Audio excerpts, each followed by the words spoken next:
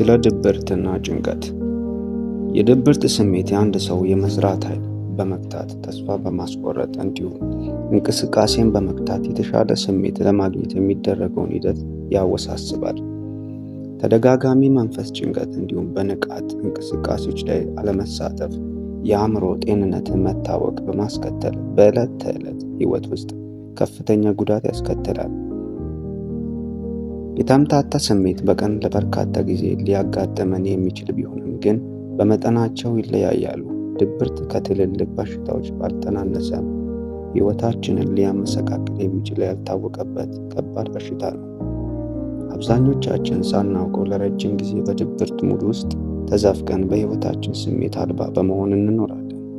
የድብርትና የጭንቀት ስሜት ስር የሰደደ ከባድ ቢሆንም መቆጣጠር ይቻላል።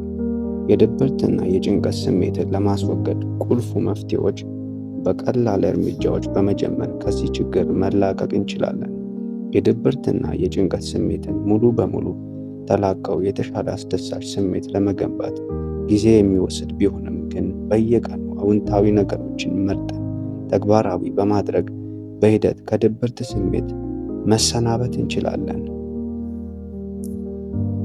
የድብርትና የጭንቀት ስሜት ምልክቶች በጥቂቱ የሙድ መዋዠቅ፣ ብስጩ መሆን፣ የተለመደውን ስራ ለመስራት ፍላጎት ማጣት፣ ቶሎ የመናደድና ትጉ ማለት፣ እንዲሁም በመበሳጨት ከሰዎች ጋር ጸብ መፍጠር፣ ሐሳባችንን ለመሰብሰብ መቸገር፣ የምንወደውን ነገር ፍላጎት ማጣት፣ ውሳኔ ላይ ለመድረስ መቸገር እና የመሳሰሉት እነዚህ አንዱ ምልክቶች ናቸው።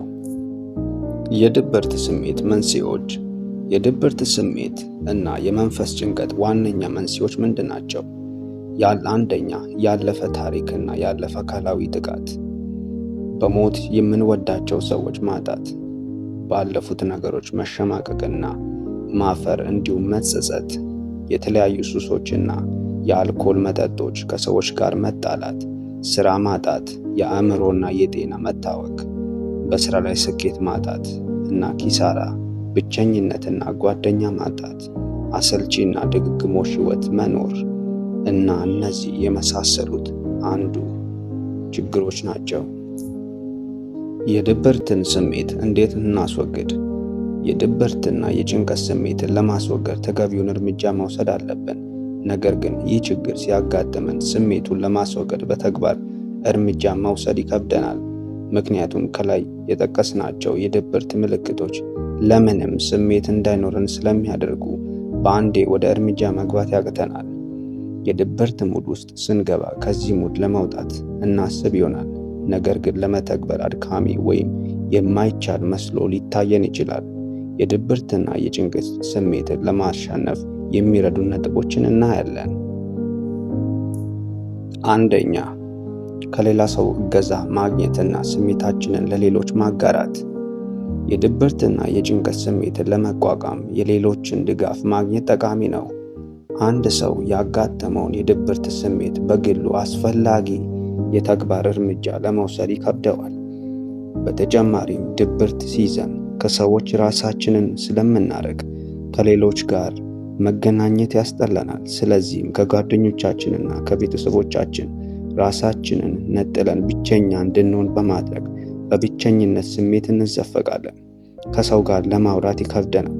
ዝም ብሎ ይደክመናል። የማፈር ስሜት ይንሰራፋብናል።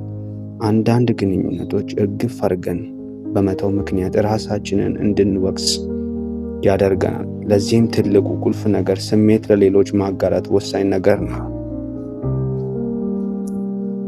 ሁለተኛ፣ ስሜትን ለሌሎች ማጋራት። ስሜትን ለሌሎች ማጋራት የድብርት ስሜትን ለማስወገድ ጠቃሚ ሲሆን የአእምሮ ስሜት ድጋፍ እንደማድረግ ይቆጠራል። ለብቻ ነገሮችን ከማብሰልሰል ይልቅ የሚሰማንን ለሌሎች አውጥተን ስናወራ ከባድ ሸክም ከላያችን ላይ እንዳወረድን ያህል ቀላል ይሆንልናል።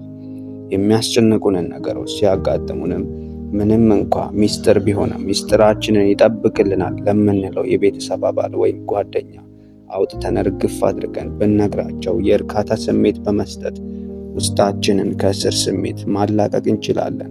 ስለሚያስጨንቁን ነገር ወይም የሚሰማንን ስሜት ይረዳኛል ለምንለው ጓደኛችን ጉዳዩን በዝርዝር መናገር ካለንበት የመጥፎ ስሜት ሙድ ውስጥ እንድንወጣ ሊረዳን ይችላል።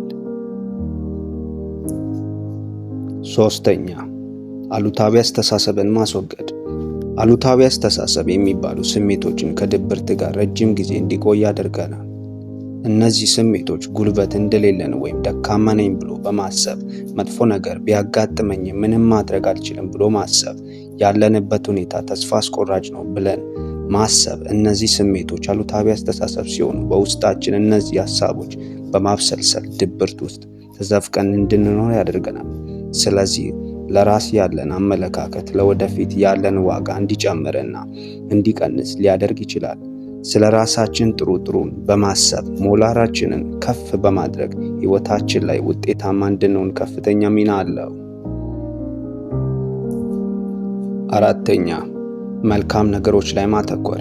በሕይወታችን ውስጥ በተለይ ደግሞ የድብርትና የጭንቀት ስሜት እንዲሁም የማያቋርጥ የትካዜ ስሜት ውስጥ ስንገባ በመልካም ነገሮች ላይ ትኩረት ማድረግ መልካም ነው። የሥራ ጫና በዝቶብን ከሆነ ለተወሰነ ጊዜ እረፍት ማድረግ አለብን። ከዚህም በመቀጠል በእጅ ላይ ያለውን ሥራ ለጊዜው ትተን ለደቂቃ አይኖቻችንን ጨፍነን ጥሩ የደስታ ስሜት ሊሰጠን በሚችል ነገር ላይ በትኩረት ሐሳባችንን ሰብስበን ማጠንጠን ያስፈልጋል። መልካም ጤንነት ላይ መሆን ትልቅ ደስታን ይሰጣል። የድብርት ስሜት ግለሰቦች በአሉታዊ አስተሳሰብ ትኩረት በማድረግ እንዲሰቃዩ ያደርጋል። ስለ መጥፎ ነገሮች ብቻ የማሰብ ልምድ ያላቸው ሰዎች በእያንዳንዱ የግለሰብ ሕይወት ላይ ተሰራጭተው የግለሰቡ ሕይወት ዋጋ እንደሌለው፣ የባከነ ከንቱ እንደሆነ እንዲያስብ ያደርጋል። በዚህ አይነት ሁኔታ የሚሰቃዩ ሰዎች ለራሳቸው ተነሳሽነት እንዳይኖራቸውና ስለ ራሳቸው ጥቃቅን ወይም እንክብካቤ እንዳያደርጉ በማድረግ ተስፋን ያስቆርጣቸዋል። በመሆኑ ማንም ግለሰብ በእነዚህ የአስተሳሰብ ሂደቶች ላይ ትኩረት በማድረግ ከእንደነዚህ አይነት አስተሳሰብ ትኩረት ለመውጣት መሞከር ከድብርት ስሜት እንዲወጣ የበኩሉን እገዛ ያደርጋል። አምስተኛ፣ አዳዲስ ነገሮችን መማር። አዳዲስ ነገሮችን የመማር ጥቅም በውስጣችን የነበረውን አሉታዊ አስተሳሰብ ወደ መልካም አስተሳሰብ ለመቀየር ይረዳል። በዚህ አካሄድ ስለ አዳዲስ ነገሮች በመማሩ አዳዲስ እውቀት ማግኘት ብቻ ሳይሆን አሉታዊ አስተሳሰብንም እንዲያስወግዱ ይረዳል።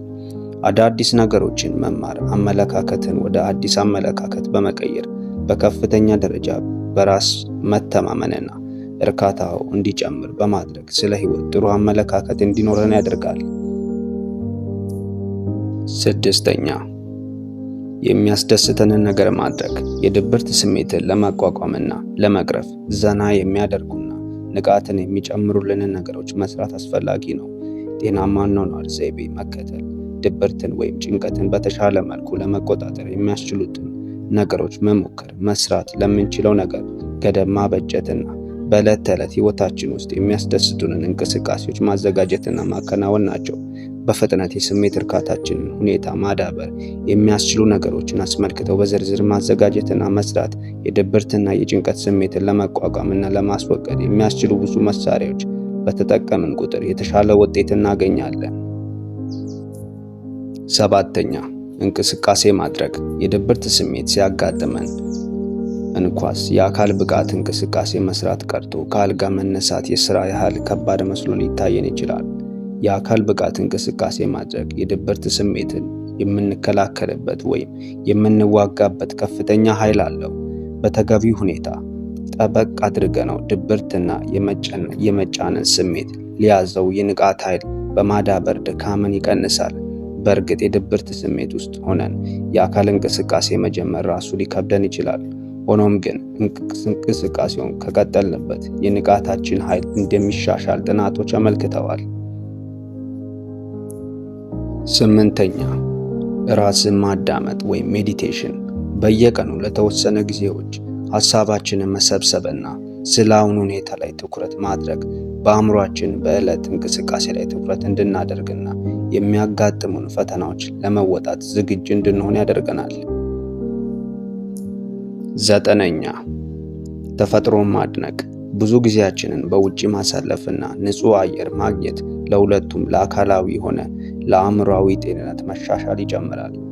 ውጪ ላይ የእግር ጉዞ ማድረግ ወይም አትክልት ስፍራ መንከባከብ ወይም ከቤት ውጭ ሆነን ሻይ መጠጣት መንፈሳችንን በጣም ያድሳል። ከቤት ውጭ ስንሆን ስለ ውስጣችን ስሜት ብቻ ማዳመጥ ትተን ስለምናያቸው ነገሮች፣ ሰዎች እና ሌሎች የሚታዩ የተፈጥሮ ነገሮች ላይ ትኩረታችንን በማድረግ መንፈሳችንን ማደስ እንችላለን።